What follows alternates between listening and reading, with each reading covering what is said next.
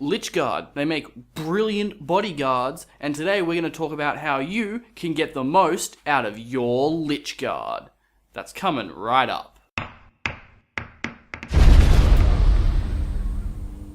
Welcome back, and it's great to have you here. If this is your first time here, here's what's up. If you want to improve your wargaming, make your tabletop battles more epic, and give your wargaming budget more power, then be sure to smash the subscribe button and ding the bell. That way, you won't miss anything. Now, let's talk about Lich Guard and how to best use them on the tabletop.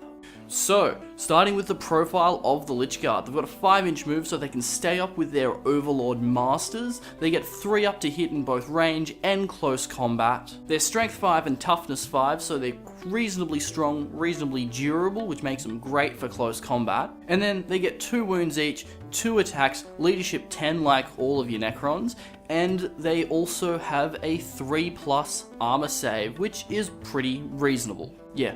We'll say reasonable.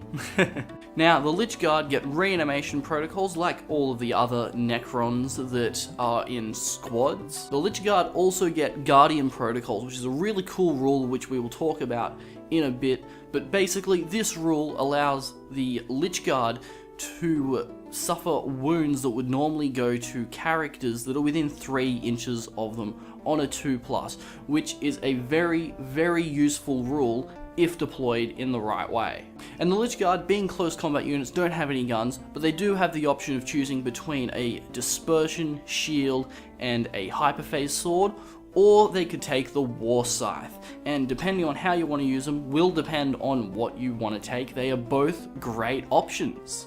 So basically, the difference between these two options is that the War Scythe will boost your strength by 2, and it has an AP value of -4 rather than -3. It also deals 2 damage as opposed to 1, but you are trading this off for a 4+ invulnerable save, which in certain situations can be quite useful. The other downside to taking the Dispersion Shield and Hyperphase Sword over the War Scythe is that it's going to cost you an extra 7 points a model, which may not sound like a lot, but it does add up quite quickly.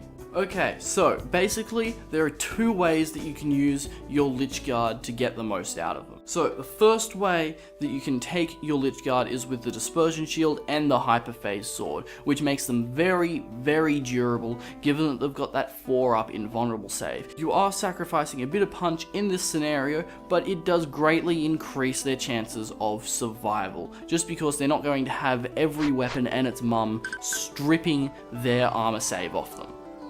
Well, their armor save's still going to get taken off them, but they get a save that can't be taken off them. That's the point I'm trying to make. Now, regardless of how you kit out your Lich Guard, you're going to want them in close combat. So to do this, I highly recommend pairing them with one of these, because putting them in a Night Scythe means that you can get them up to your enemy nice and quickly, and you're not going to have them getting shot to death marching across the battlefield. Now, of course, you could also take your Lich Guard with a War Scythe, which means they're sacrificing that 4+ invulnerable save. But don't worry, there is a kind of a way around this.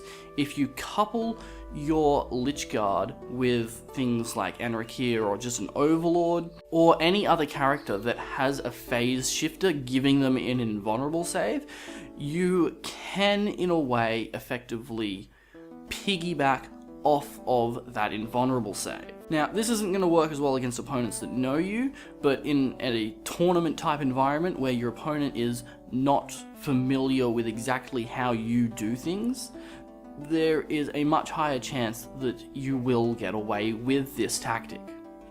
So there is a slight element of risk involved, but when it pays off, it pays off. Now, what you want to do to piggyback off of your character's invulnerable save is you need to make it so the character is the one getting shot at / slashed at, I suppose, so that your Lich Guard don't have to take the wounds directly. You then use Guardian protocols to take those wounds from your character across to your Lich Guard, so that the Lich Guard take them as mortal wounds. Now, why would you want to do this instead of just taking the wounds on your Overlord. After all, your Overlord has living metal, so it's going to get a wound back each turn.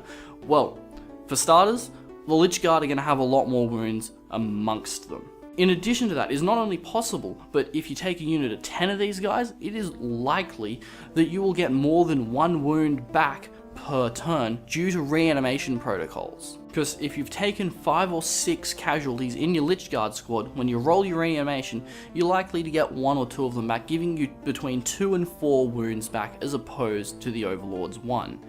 And if you play it right so that your Overlord's never really at full wounds, it means that you then have a reasonable chance of getting 5 wounds a turn back, which is pretty decent. Now, of course, there is a risk involved, because if your opponent is familiar with Lich Guard, then there is a chance that they might shoot the Lich Guard instead, but if they do, that means that your Overlord's not taking wounds. But it does then mean that your Lich Guard have to deal with their armor save being reduced. So, depending on what opponent you're up against will affect what kind of war gear your Lich Guard are taking. Generally speaking, I like to take War Scythes against Space Marines more often than not, mainly because I prefer to give them no armor save than a 6-up save.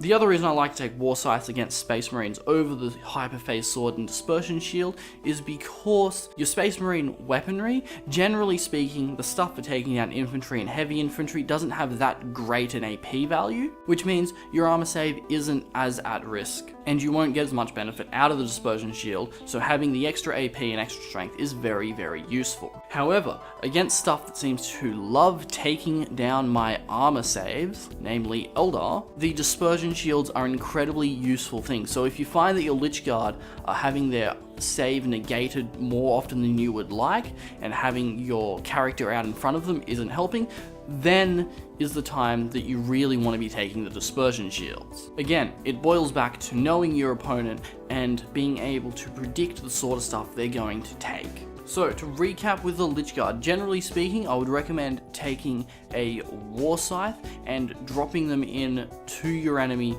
via a Night Scythe, just so that they don't take as many casualties going across the table. And if you put one of your characters that has a phase shifter and thus a 4-up invulnerable save out in front of them, generally speaking, they're going to get shot at, and then they can pass those wounds on to the Lich Guard after you have gotten a chance to roll an invulnerable save on those wounds, which of course is very useful.